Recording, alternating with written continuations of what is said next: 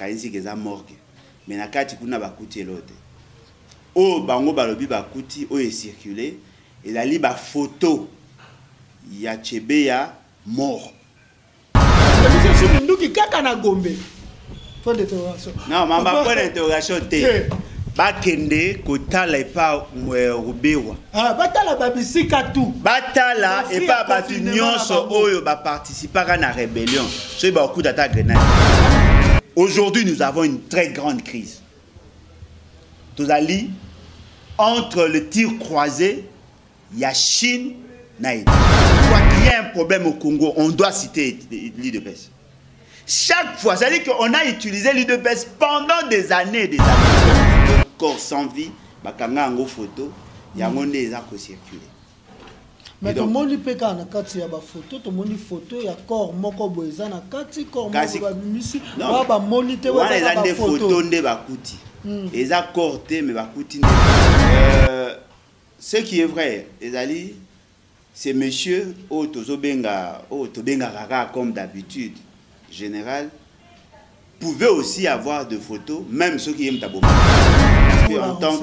En tant que chargé à sécurité, il y a intérieur, à Kokaï Kozanango. Mais ce qui est vrai, il n'est pas loin, il y a un responsable, il y a un Chebe. Parce que c'est lui d'abord au départ, né à Lansaka, mais Monaka, tant que Baza ko asphyxié, tant que Baza ko plate, ça y est, sachet, il y a Viva, Kokangaye Pema, parce que les gens savaient que en tout cas, moi personnellement, je suis convaincu que le général Wana Koyogo est innocent.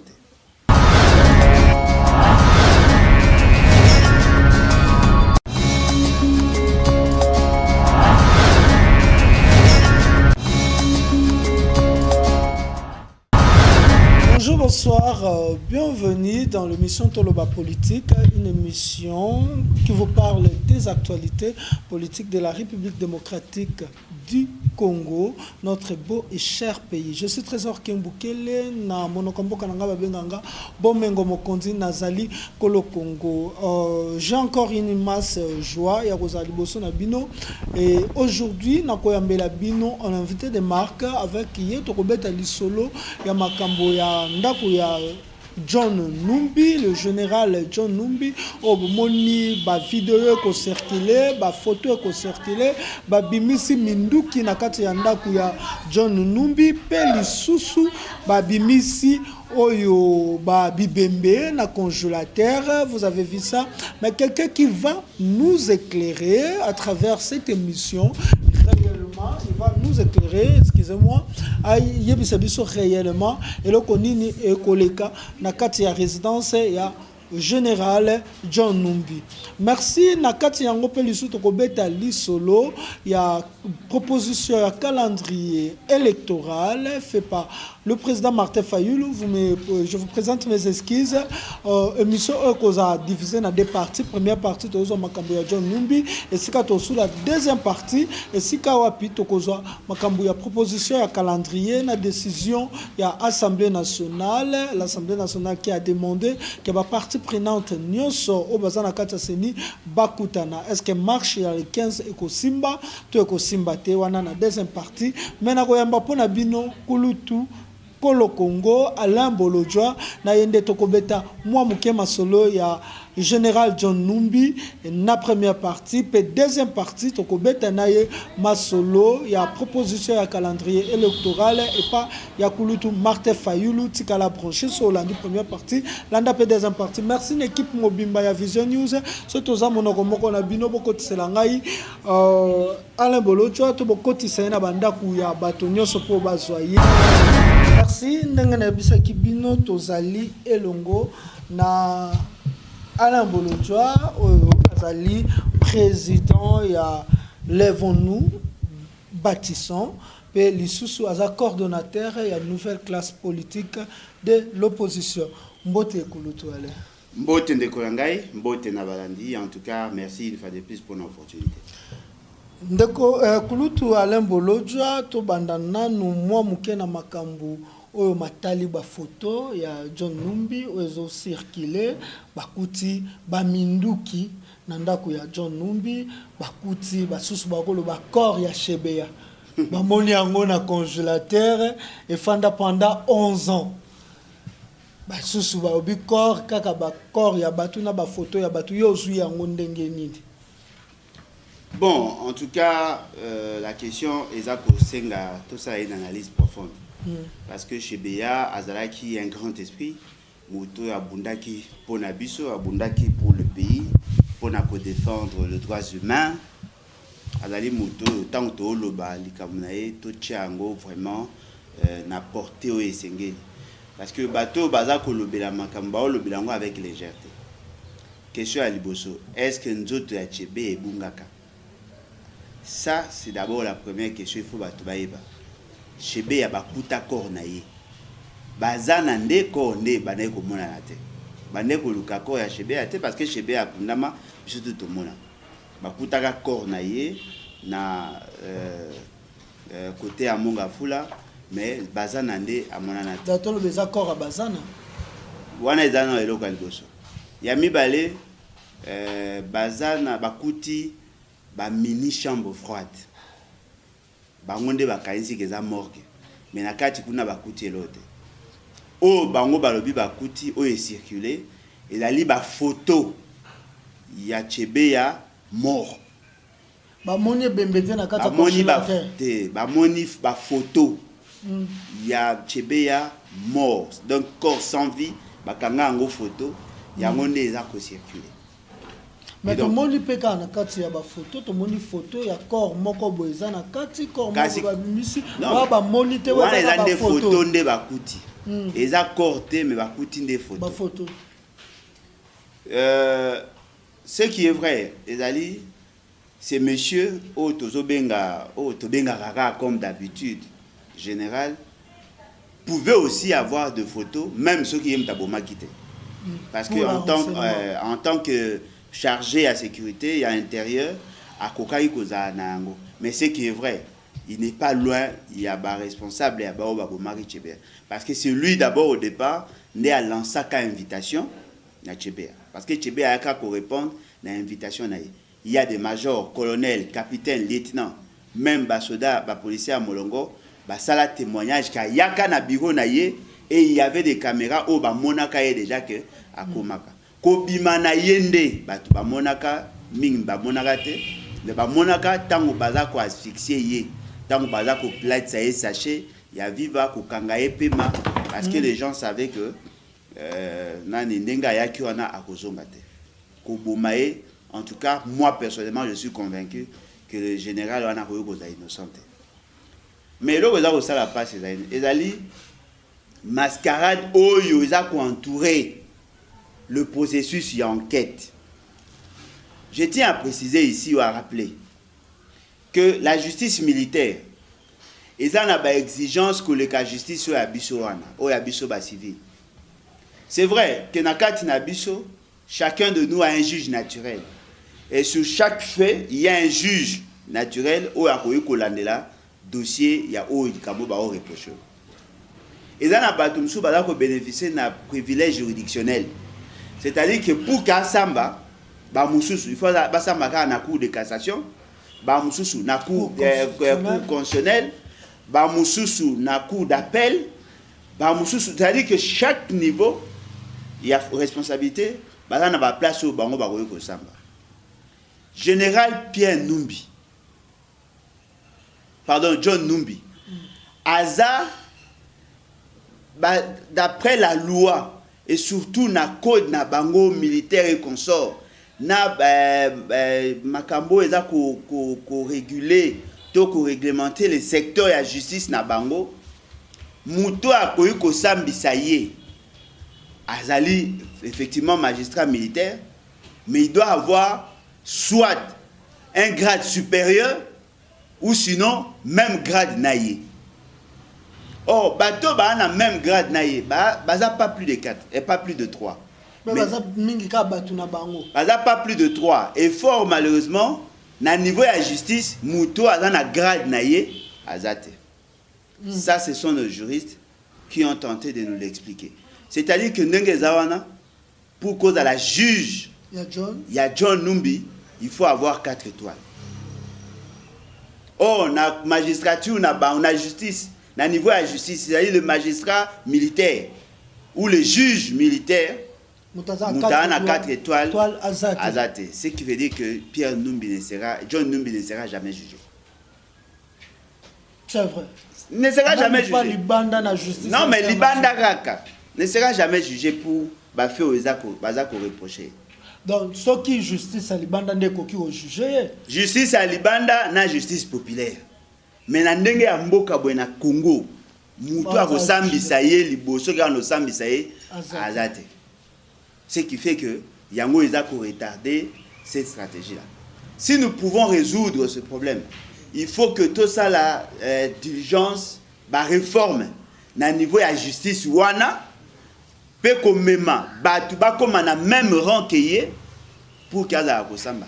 Na kati ya ba juge au bazaki a qualité. Il y a beaucoup de juges militaires au bakufa. Au bonga ki bazala promu ba koma na niveau ya koka kosambisa ye. Et fort malheureusement ezalaki ceux qui ka comme na période ya kosala ba réforme ya komema niveau wana pour kala na juge naturel, la plupart ya batouana bakufa. Tu peux citer autant de magistrats militaires au bazaki efficace et fort malheureusement bakufa. Il y a même de professeurs d'université. Oh, d'ailleurs, à l'époque, le bara va soulever déjà question parce que va poser à bango, le bara que est difficile, il y a que ça parce que correspondant en grade à Zate na niveau à justice. Mais tout le monde a dit que Félix Tshisekedi ko matisa ba soda ba grade kala mingi te awa.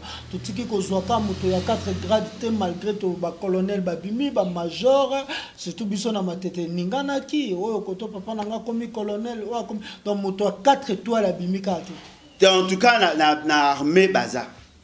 Na police baza je ne pense pas. Mais na niveau ya ba juge militaire muto aza na 4 étoiles azate yango ndeza ko sala que ko sambisa ye eza difficile mais Edi Kapen azaki na combien d'étoiles non Edi Kapen azaki colonel azaki général azaki colonel et puis ce qu'aujourd'hui Edi Kapen aujourd'hui au mususu colonel a banda ko boma batwa il y a Zaki na coup d'ordre militaire nani Alamba muto a sambisa kai azaka na boloko non colonel Alamba za resulta kufa c'est-à-dire que muto a sambisa kai azaka colonel ezaka colonel Makele Umba ou azalaka colonel nde a sambisa kai donc il faut que poser problème à ce niveau ya moi mais c'est que moi personnellement j'ai pas compris. Vous savez, en la question, il y a enquête, ou sinon, dans le domaine, il y a renseignement. Lorsque vous allez vous perquisitionner, ndaku ya mutu, vous commis na kati ya ndaku na ye, vous avez des éléments qui faut renforcer davantage. Position na bino par rapport à tout ce qui est en charge, chargé. En réalité, ces informations-là étaient à la confidentielle. Et bimara difficilement. Mais là, vous allez surprenant, na minute près, la kisi biso minduki o batandi na lopango na ye. Mais pour ani basala ki biso ba aider biso te ba biso tango ba kotaki, tango ba komi ko fine, ti esika minduki ezalaki, la kisa biso ke minduki ezalaki abango ba yeba ki te ba buki ne ba ko découvrir. On nous montre seulement des... on dira que nous dirons qu'il n'y avait pas la presse parce que sur la vidéo, ils ont dit soda mutazo filmé. Na téléphone. On filmé na téléphone, on continue à dire que filmé ngaite. Habité na filmé yote na ko zoka minduki. Est-ce que kokyo zalate loko a minduki bimaki bon par mesure de prudence to zo sko ba vidéo pour eza loko la eloko moko oyo e ko zala support témoignage non mais effectivement na kati ya ba démarche na bango ba koki kozwa ba vidéo mais il n'y a qu'un seul consommateur ya vidéo ce sont les juges ou la personne qui a donné l'ordre ya kokeneko perquisitionner ndaku na ye.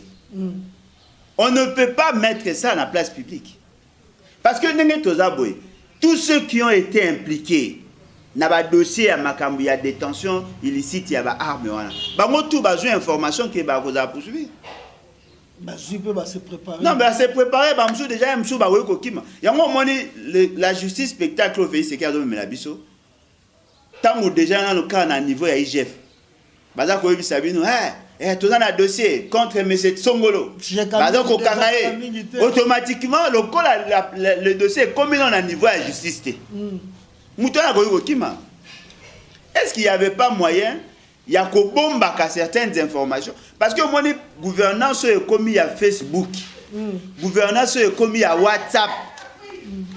Cette gouvernance-là, et là, c'est que le pays est avancé malhonnêtement. Donc nous devons éviter, il ne faut pas éviter qu'on me marque justice spectacle, qu'on me marque bilo qu'on a marqué. Et puis question, monsieur, il faut me poser. John Numbi abimi mboka o ndengeni. Ça, ce sont des questions, il faut me poser. À Longwe, Kinshasa, a commis Lubumbashi. À Longwe, Lubumbashi, a commis la frontière, a bimi Akei. D'après Bango, Babi n'a pas abimi Akei. Mais a commis Kunandengeni. Parce que le mot, allez dans la barrière Wandeni. Parce que le mot est livré. En tant que général, en tant qu'officier, haut-officier, il y a police. Pour Kabima, il faut avoir un ordre de mission, une autorisation de sortie. Là, on n'a pas besoin d'avoir un juge. Moutaza correspondant. Non. Tout PP, c'est-à-dire police de police, ou tout PM, à Koki Kokangaye, même il y a des gemmes, Koki Kokangaye, Kopekisaye, Abima na frontière. Ce que la justice pouvait faire, c'est qu'il y a quoi interdit, il y a quoi bima. Ata ba ngai ba kangaye te ke ba sambisa ye. Mais ba kokaki ko kangaye sikana ko zongisa ye na résidence na ye. Ils l'ont pas fait. Ba olo bana biso kabimi. Mais ce kabimi, c'est qui veut dire que ko sambisa ye comme difficile. Donc dossier HBA et qu'on risquait d'aller étouffer sur le plan interne. Donc tous ces éléments démontrent que bateau ba ose la nani John Numbi ba sambisa ye ba osala effort te akoyebisa peuple que bazan a tel obstacle. Si quoi maintenant le cas non, il faut boire sa peuple vérité que moyen ressemble ça y est exaté. En ce moment-là, le peuple saura que de choses en est d'abord en suspens, ba causer la team ou ba réforme et ça pour que ba sami ça. Ce qu'ils font là et c'est du cosmétique. Moi personnellement, je ne vois pas la portée. Un autre élément, Nalanda qui est un expert, Nalanda qui est dans une chaîne, il y a Juno Will, il a bien expliqué. Le plus grand problème, il y a Congo et Zaïne. C'est-à-dire que les réformes, ça a mis l'armée, et la réforme moro fantaisiste. Il y a des gens qui étaient guerriers, comme généraux. Nalanda cursus normalité. Parce qu'en réalité, ceux qui sont capables, il y a qu'à gérer bien le carrière, il y a des agents, il y a renseignement, la carrière, il y a des juges et consorts. Chaque fois, tant que vous avez en grade, en réalité, vous avez un correspondant dans tous les domaines pour que cette fois-là, Mouto à cause de la poste de la responsabilité à l'écolo, il faut un juge naturel. Ils ne l'ont pas fait. Et nous comprenons que ça a été fait à dessein. Parce que M. Félix Tshisekedi, en tant que président des fêtes, il a un juge. John Numbi n'a pas de juge. Est-ce que vous trouvez normal? Parce que Félix Tshisekedi, du cours constitutionnel, c'est le mieux jugé au juge. Bien sûr. Bien sûr. Comment est-ce que président de la République, voilà. Mais il y a un juge. Ce qui veut dire qu'il y a un problème. Et c'était fait à dessein. Donc, tant que ce problème-là ne sera pas résolu, d'après juriste et que ça difficile, entendre comme renseignant. Le bas que utiliser peut-être un renseignement militaire, mais que ça va entendre. Bien sûr. Et donc, qui pendant toutes ces années, Baba pekise no abimata ba sali réforme après ba sambisi après. Voilà. Toloba Mindu qui se retrouvé dans ndaku ya général. Ou lieu se retrouver dans dépôt. Ya ba arme et se retrouver dans ndaku ya général. Wana otomoni. Est-ce que lelo tokoki olobe il y a encore d'autres généraux on peut ba koki kozana Mindu ki obiso to yebite.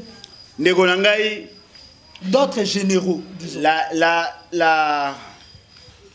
La réalité à Congo est une réalité vraiment atypique.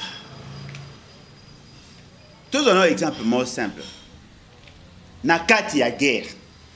Bah même si nous avons mis 13 ADF, mais va retrouver 3 armes. C'est-à-dire bah mis 13 soldats na front, mais bah 3 armes. Ce qui veut dire qu'il y a 10 soldats qui n'avaient pas d'armes. Mais ça va rebelle. Bazaki na arme ndeko nangai. Nani swa zuba. Ah, c'est ça le problème. C'est ça le problème. Boye bayango bato bazali na armée mingi na bango baza minduki o l'état évité. Na commerçant ya matériel ya nini ya attaque commerçante. Mutu mso akoyo kozala na munduki. Oeza répertorié té oeza parce que chaque arme ezali na numéro ya série et ces numéros ya série tango ba opesa mutu mundu ki ba opesa ye numéro ya série et puis ba masasi ba pesa ka eza pe na ba numéro ba yebi ki ba pesa ki autant de chargeurs ezali na autant de munitions de tel numéro à tel numéro parce que ceux qui ba ko sala par exemple ba étude balistique par rapport ya bitumba be ya mutu ba bomi na lisasi baluka baye ba numéro ya série pour que ba identifier mbala moko nanaza na notre grande difficulté nous avons des guerriers bato ba kota armé à partir ya rébellion tangu batu ba oya bakuta minduki na Kinshasa bango moko pe bayaki na minduki bazaki puissant ko banda ane bango bakotaki ti lelo bazana ba place OK l'État a kotakate. Bandako mususu o que l'État yebi même pas que ça ya bango. Bakoyi ko stocker yango na ba plafond, bakoyi ko timola na se, bakoyi ko bomba esika ba bombi. Tant que personne n'avait accès, ya ko kotakuna ces armes là et koyi ko umela pendant longtemps. Mususu pe ezali minduki bate kaka. Batu bakoyi ko accéder na ba minduki na ba lolenge belé, même ba assassin bato bazo ko mema bazo mema biso ba insécurité bandit à main armée tango baza ko ya bazaka na ba minduki ba somba moi d'abord les frontières est poreuse batu ba yebi ndenge minduki ekotaka na Congo ba yebi ki batu ba okotsa ba minduki na kati ya ba camion na kati ya ba marchandises ya bato baza ko sa ba navette avec les autres pays. Ils ont kokota. Ba munitions ezali et même dans l'armée il y a des gens qui vendent des armes. Toyo kaka. Ba ope ba pesa ba rebelle ba minduki. Ba ope ba pesa ba rebelle ba minduki. Il y a des rapports qui ont cité ces gens. Ceux qui muta capable à côté que la ba rebelle camion mobimba ba minduki. Pensez-vous à ko zanga minduki nanda ona? Mais loro ndeza vrai connaissant régime oyo. Na ko douter même ceux qui za solo que minduki ma trouver parce que bango ba capable ya ko zwa minduki na caisse quelque part ba tiki ba exposer ba kangi ba image c'est possible je ne dis pas que c'est vrai mais je pense que cette manière ya ko ça les choses vient de mettre à nu les insuffisances de la gouvernance. Comment muta ko za na ba arme ebele boy ceux qui za hyper solo comment ko za na ba arme ebele boy ana combien de ndako ana combien d'armes siko bomeka siko ko imaginer nombre ya bato bazaka na rébellion na o balongwa armée ba démobiliser na ba o bazana kati armée ba na combien ya ba minduki montant na fandi na vie la situation est vraiment explosive mais kana ko imaginer bakanga ba milice ba oza la former na Kingabwa baza kolanda formation militaire na une zone non appropriée. Ceux qui va ici formation et que les alliés officiellement te balandi formation, c'est qu'ils s'entendent qu'ils pouvaient aussi avoir des armes. Il y a un secrétaire général AI d'un parti politique connu. alobaki soki bo continuer. C'est le président AI. Secrétaire général Azara. Bango Bazana AI. Secrétaire général AI. Secrétaire général AI. Bazara pena secrétaire général. Oh, ndekolanga on est parti à AI. Oh, parti à AI. Mais Kabouya Azara AI. Azara pe AI. Bien sûr. Oh. Les secrétaires généraux IDPS. Les secrétaires généraux IDPS comme les Kaboun. Kaboun Azara président AI. Ah, Azara président AI pour Azara secrétaire général. Kabouya Azara secrétaire général AI. Bango pour les Arabes AI. AI na AI. Aloba que ceux qui va continuer que tu as bango pression, va que distribuer ba armes. Mais pour me poser une question, à cause armes Ndegonanga et le résultat vrai. Mais armes blanches, ils appellent armes. Tant que vous avez armes, vous appelez armes blanches, ça va armes. Bishop Tolo va péka armes. Est-ce que tu as ici armes blanches? Il y a une baki. Bien sûr, bazanango. Ba distribuer à Rosoma à des jours hein. Bazana bendie ba ko commandant ko pas bendie. Ah ba osomba armes on est yozo imaginer net machette. Gilet ezali, machette ezali, canif. Ah OK. Eh ba et aga ba armes. Blanche. Non, fourchette eza eko makande armes, eza armes te. Armes fete. Non, eko maka armes. Eza armes te. Lobi abi batu ba dévier maloba na ye. Tant Moussa Laurent Désiré lobaki congolais nyoso simba monduki abundisa nini ezaki ka arme fete. Non mais arbat. Omoni mbeli, omoni lutu, omoni fourchette. Hein? Ezaka ba armes te. Eko makande armes. Ce qui est commis armes la kisini que olingo utiliser pour d'autres fins. Machette ça ma pona bomomute. Machette ça ma pona okata biloko. Mais ce que bomi na mutunde commis armes. Ce qu'il y a que distribuer ba armes. Alors, l'intention c'est qu'il y a bomba. On va distribuer ba armes pour ba les lango. Non. Ce qui veut dire que le ne tout aboué. Mais bon funda ye pe dossier ngo kenda ka. Non, mais il y a ça intouchable ndekolanga. Akenda na parquet ye moko. Akenda sambatu. Abia linga ko episa UDPS te po ngezala batu ba prepara kitango kendo bata UDPS ne batumbibo akenda yemoko aya ko zonga mutakotela eta zo raison. Ouais, mais c'est normal. Est-ce que le magistrat va ne ko entendre ye aponama ki na ndenge sengeli? Est-ce que za ki na pouvoir ya ko décider ce qui bati kaye ou pas? Parce que tout nyo se kendarané na indépendance à juge. Si le magistrat n'est pas indépendant, ne pensez pas que la justice est comme ça. Est-ce que Boyebi, que Jacques Ndala n'a pas parlé en termes d'armes? Non. Après, il a été arrêté. Lettre à fait. Parce qu'il y a des armes à fait et des lettres à fait. Voilà. Mais ne pensez pas qu'il va kangaïté parce qu'il n'a rien fait. Non. Kangaïté parce que Moutaro Kangaï n'a pas le courage de le faire. Pour des raisons tribales. Non, Bazali, juge, magistrat, il a le pouvoir au Kangaïté. Pour des raisons tribales. Pour des raisons politiques. Tant que tous ces éléments, on l'a mis ensemble, et ça, qu'on épargne Bango, la justice. Et devant cette réalité, c'est quand même décevant. On peut remarquer Moutounion soit là qu'on s'attaquait à Bango. On a facilité au Kangam. Jacques Ndala, Barnabé Ouimana, Henri Magie. Bango tout, on a facilité au Kangam.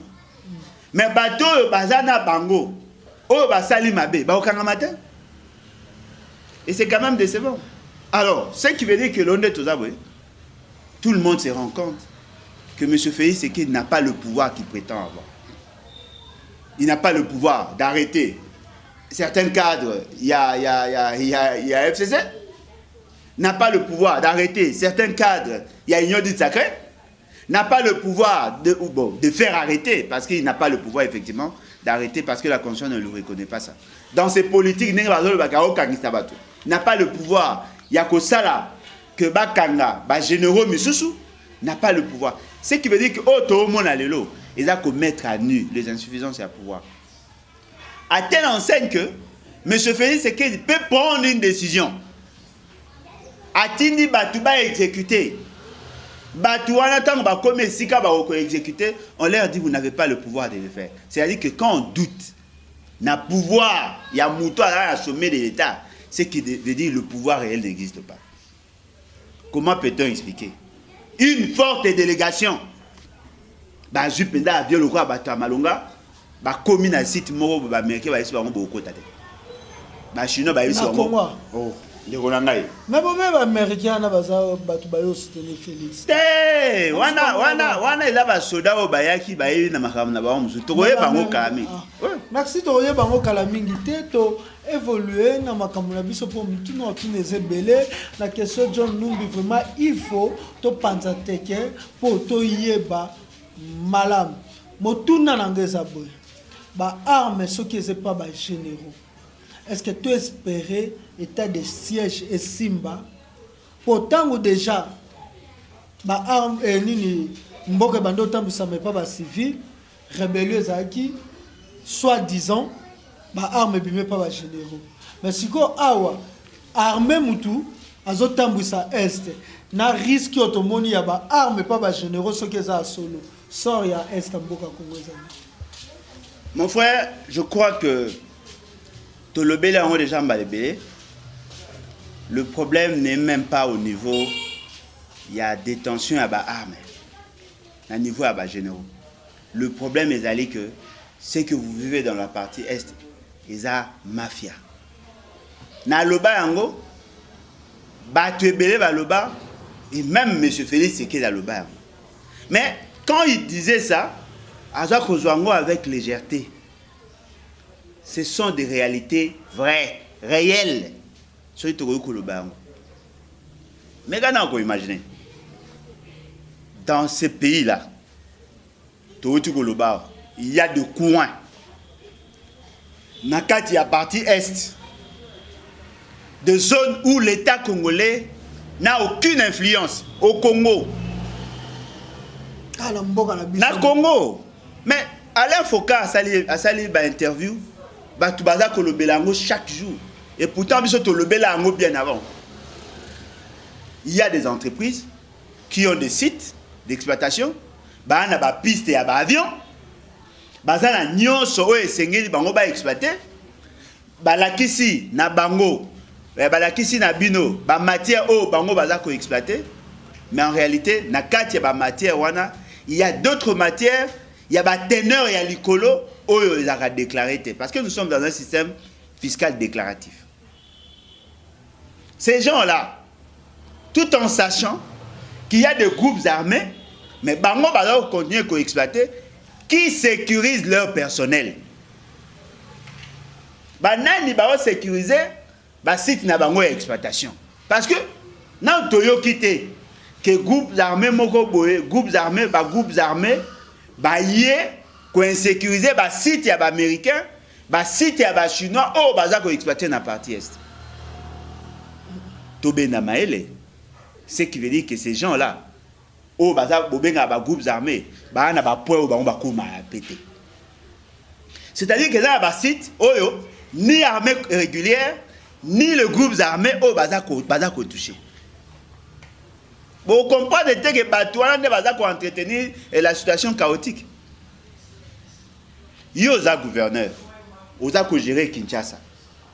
Mais il y a des portions de terre où il y a maraté. Il y a des portions de terre où il y a maraté parce que Bakoulou n'a pas besoin en otage. Besoin contrôle, il y a site. Ma place, monsieur Lali, opérateur économique, na kati ya ba rebelle ou na kati ya ba groupes armés, ba fana na bango esika moko, bango pe bazaka inquiété. Vous comprenez que bateau baza ba groupes armés, baza entretenus par le même personne. Les Chinois, les Américains. Ils ont été cités. Est-ce que vous avez imaginé? Nous avons ba site d'exploitation à pétrole. Ba site d'exploitation wana. L'État congolais soka yé a na place ya soukaka. Bo yé bo commune sika wana, bo ko na premier niveau, deuxième niveau, na C à troisième niveau, ti na sekuna, l'État congolais a commenté. Et na souka bata wa sabino, nous avons produit autant de barils. Na même na mine, même chose. Alain Foucault a autour de la sabino que il y a des zones où l'État congolais n'a aucune influence. Mais au Congo. Au Congo. Mais le sol et le sous-sol appartiennent à l'État. Non, La loi de l'État. Bakajika. Non, cette loi-là, elle a été suspendue par cette constitution parce qu'on ne parle plus en termes de la loi Bakajika, où il y a 1966, si je ne m'abuse pas, bah, suspendant à Ngobabi, l'État congolais exerce une souveraineté sur le sol. Oh. C'est ça la constitution. Mais il a le droit de donner même le prix dans la matière première en Boka. L'État congolais, la constitution nous dit. Non. Il faut faire la part des choses entre le droit international et la politique internationale. Boye Bayango, l'État congolais a le droit sur papier, mais dans l'effectivité à droit, l'État congolais ne représente pas grand-chose. Parce que déjà au départ, on ne vous considère pas. On ne vous considère pas. Et qu'est-ce qu'on peut faire pour te représenter attendez, au niveau mondial? Toluki te faire voir Nabatou les raisons réelles. Parce que le mot est vrai. La meilleure manière de combattre une maladie, c'est de la connaître. Notre grande maladie, c'est la cupidité des gens qui font la politique. Bangonde, bakoka kofanda maboko pamba te, bakoki supporter mpiaka te. Yango moni ba te kaka milimo. Tout est parti d'où? En 1884, le débat sur l'Afrique. En 1885, la signature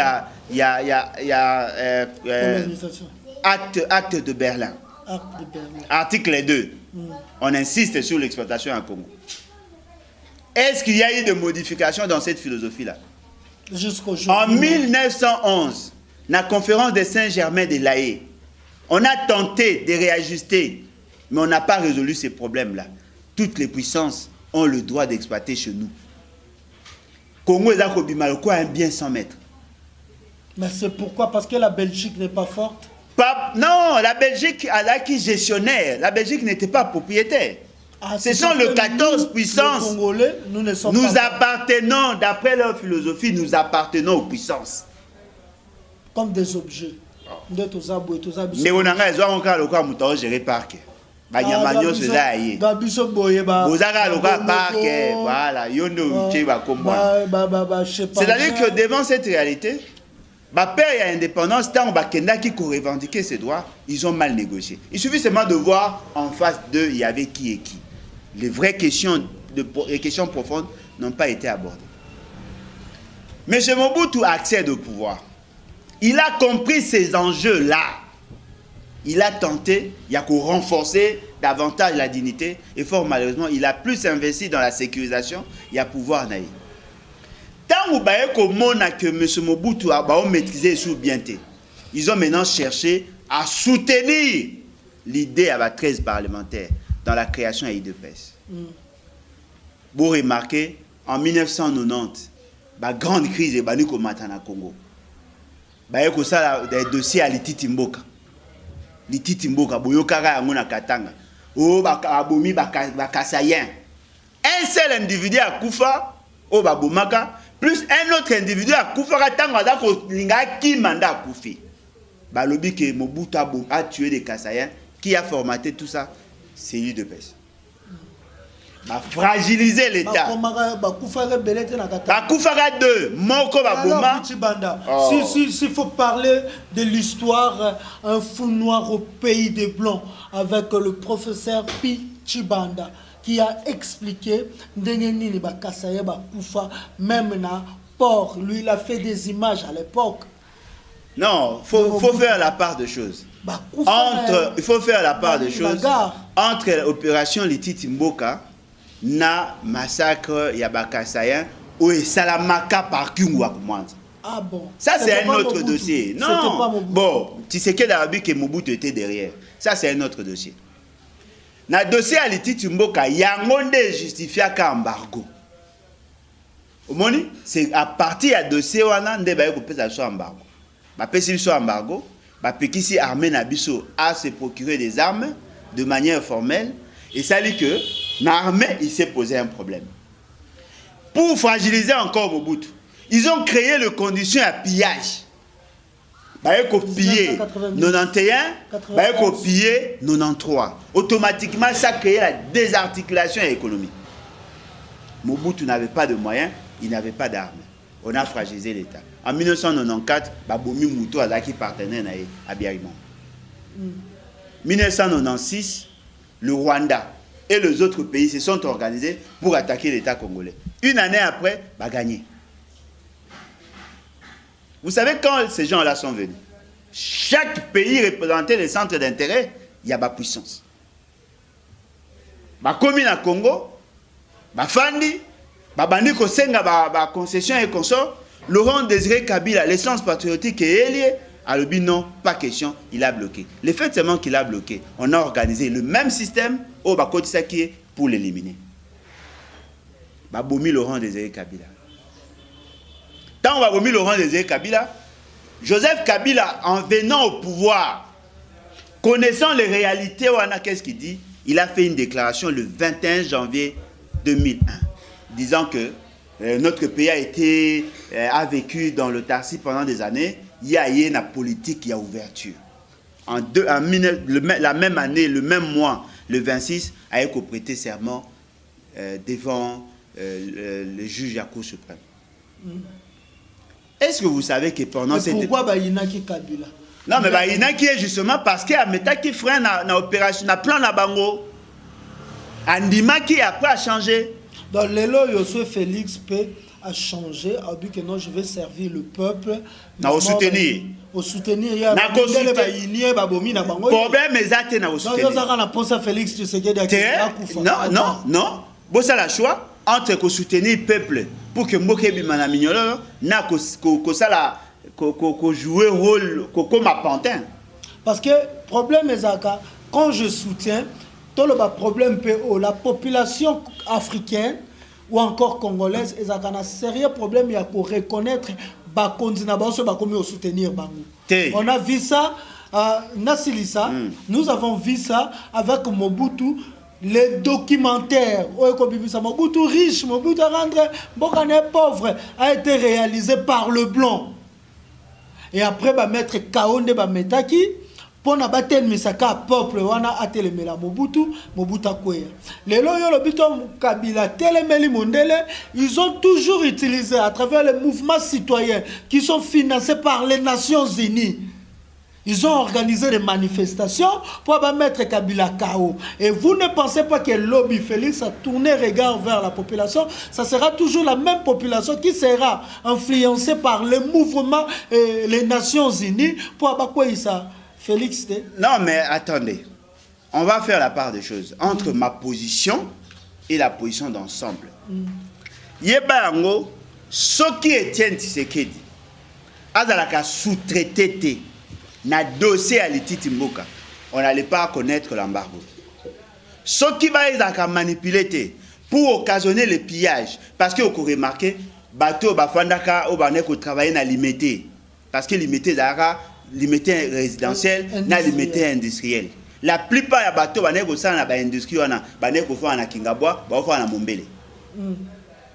Kulu neza makasi wapi? Kingabwa Mombele, parce qu'il y a pas de train. So OK côté à Tchangu. Na côté ska ba sa yebiso hôpital ya nani, ya Mutomodi Kembe.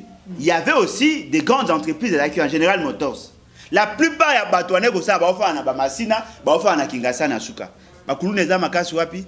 C'est-à-dire que tout ce que nous vivons aujourd'hui, il y a des conséquences, il y a la maladresse, il y a la classe politique. Mais tout ça qu'on insistait sur le fait, en 2001, tant que Kabila a fungoli philosophie que le pays ne peut pas vivre en vase clos, à Fungwami, toutes ces puissances-là, Bachela est comme point focal, Louis Michel, qui représentait les intérêts, il y a européens. C'est lui maintenant qui commençait à négocier. Batine les banques mondiales, batine les fonds monétaires internationaux. Voilà, il y a un besoin. Ministre Bando dans la Banque mondiale. Il y a un besoin criant, il y a développement en Boka. Il faut que ça la réforme. Code minier, code forestier, code des investissements. 2002.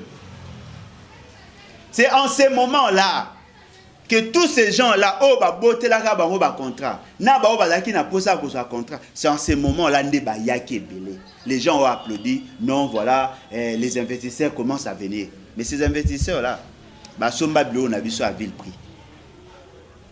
Tant que tu commis en 2006-2007, d'abord 2006, tu as ba élection. Kabila croyant que bateau ba yaki Kozwa Babilo qu'on a biso ba la biso bon au point investi, lui sachant que non voilà, ceux qui n'azali élu n'a kozwa moyen à cause la politique nanga, avec qu'on se rendre compte qu'il y avait un problème. Problème en ezaki il a qui problème il y a mbongo batona ba oya na mbongo te. 2007 Kabila élu. Amoni marambo tambola te. 2008 marambo ke na luenge a tourné maintenant regard vers la Chine. L'Asie, disons l'Asie en général. Chine d'abord. Bah, contrat chinois. Avec une enveloppe, il y a près de 9 milliards de dollars. Bah, ok. Avant d'entamer l'exploitation, tu as payé 2 milliards nandambo. Ça va grand travaux. Mais en donnant priorité à la pour dans la facilité, il y a évacuer bien à biso. Oye tikali to banozo randam nam to no pesa rabino ba fungoli ba créer toute une banque non le à Sabina pour que bango ba ba kota ba transaction nyoso go salama l'IDPS. Balobi non, le contrat n'était pas bénéfique pour l'État. Ça a été mal négocié, Kabila a bradé les ressources. Ils ont commencé à combattre. Ils ont été influencés par le même centre d'intérêt. Les Occidentaux. Le même centre d'intérêt. C'est-à-dire qu'à chaque fois qu'il y a un problème au Congo, on doit citer l'IDPS. Chaque fois. C'est-à-dire qu'on a utilisé l'IDPS pendant des années et des années. Mais hier, c'était l'IDPS. Aujourd'hui, l'IDPS est au pouvoir. Quand l'IDPS fait des choses, ça peut utiliser ce qu'on a. Non, mais attendez. Beaucoup remarqué que l'opposition à l'ELO, c'est une opposition plus potable que l'opposition d'hier. Qui a déjà vu l'opposition a décrété la journée ville morte dans les années IDPS? Non, ils n'ont pas cette philosophie-là. Et si non. Les Occidentaux invités, l'Église catholique, zone d'influence, il faut soutenir cette action-là.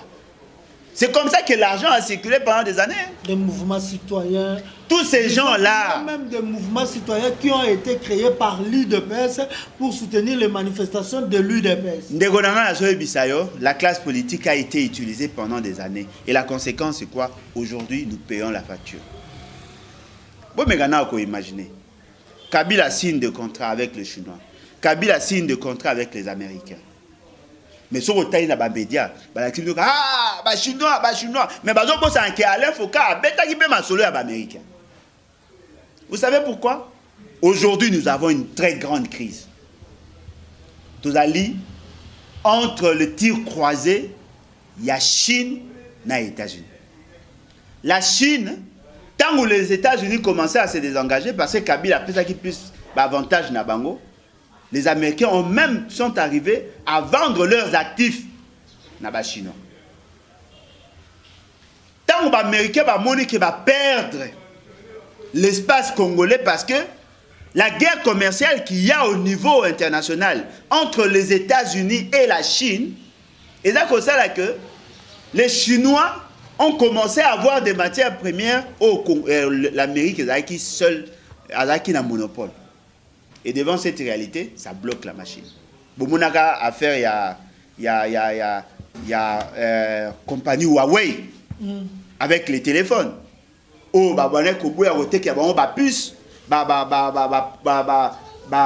comment? Puce qui est essentielle pour cette marque. Parce que Huawei a gagné qui marchait. Et les Américains ont commencé maintenant à bloquer. La Chine les a monté en puissance. Les Américains veulent maintenant récupérer leur espace. Or,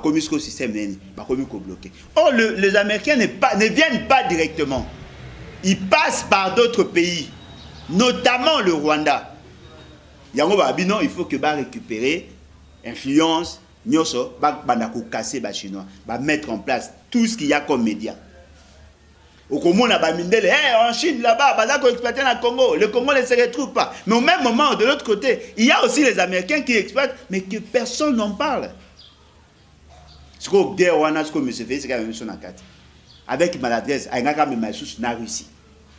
Donc, on a la guerre entre la Chine et les États-Unis, avec comme allié la Russie. Dans ces pays. Merci beaucoup, Papa Alain Bolodjoa.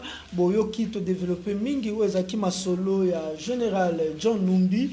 Ngana kolobaka bo soki minduki wana ezali ya solo. Bozongisa ba vidéo na biso. Bokoyoka toto ebise bino ke ba confinaki Gombe. Ba confinaki yango pona nini? Tolobaki ba minduki ekoleka. Mais lelo ka bino boyokoleka biso minduki na Gombe. Kaka bino toto lobaki bozo bazoba to intoxiqué batu tobi pourquoi ba confiner ba commune musu te kaka be Gombe mais lelo kaka bino boyeko la kisa biso su minduki kaka na Gombe point d'interrogation non mama point d'interrogation te ba kende ko tala pa Rubewa batala babisika tout batala et pas batu nyonso oyo ba participer na rébellion so ba coup d'attaque grenade. C'était la première partie de l'émission Toloba Politique. Vous avez compris que Tosololi Mingi Makambu est allé en vidéo beaucoup mona et problème à Congo parce que aujourd'hui l'armée te dit que l'armée de Moto Salaka est allé sécurité Yamboka Tango armée a déjà d'infiltration Makamba Mindu Kiwana. Je pense que tout le Congolais ba Congolais musu batali ba vidéo ba bio on avait des assassins na kati ya armée ba Congolais musu musu ba bité ba ko kosela Makambo. Et nous sommes là seulement pour couper sa idée parce que c'est vrai, tout est vrai. Et Kulutu Alain Bolodjoa mais qui expliquer bino histoire ya Congo peut écouter na deuxième partie botika branché au wapito beta lisolo ya calendrier électoral na décision ya mboso na Assemblée nationale totika li branché na Vision News. Merci na bino nyonso.